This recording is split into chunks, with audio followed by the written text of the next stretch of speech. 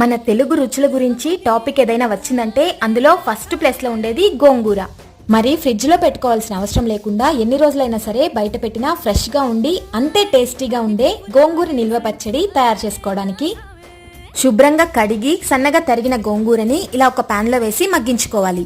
గోంగూర cook అయ్యేలోపు పక్కన ఇంకొక పాన్ లో ఎండుమిర్చి, కొద్దిగా ధనియాలు, 1 టేబుల్ స్పూన్ ఆవాలు, 1/2 టేబుల్ స్పూన్ మెంతులు వేసి బాగా ఫ్రై చేసుకుని మిక్సీ పట్టి పౌడర్ చేసి పెట్టుకోవాలి. గోంగూర ఇలా మగ్గించుకునే టైంలోనే పచ్చడికి సరిపడా సాల్ట్ మొత్తం వేసేసుకోవాలి. నేను రికార్డ్ చేసిన క్లిప్ మిస్ అయింది, సారీ. ఇప్పుడు ముందుగా రెడీ చేసి పెట్టుకున్న పౌడర్ వేసుకుని వాటర్ మొత్తం ఇంకిపోయి ఇలా దగ్గర పడే వరకు కుక్ చేసుకోవాలి. ఇప్పుడు వేరొక పాన్ లో 200 గ్రామ్స్ నువ్వుల నూనె వేసుకుని ఆవాలు, ఉద్దిపప్పు, జీలకర్ర, ఎండుమిర్చి, ఇంగువ, దంచి పెట్టుకున్న తెల్లగడ్డలు, అలాగే కొద్దిగా కరివేపాకు ఇవన్నీ బాగా ఫ్రై అయిన తర్వాత గోంగూర పచ్చడిలో పోపు మిక్స్ చేసి బాగా కలిసేలా మిక్స్ చేసుకున్నామంటే టేస్టీ గోంగూర నిల్వ పచ్చడి రెడీ. మళ్ళీ మరొక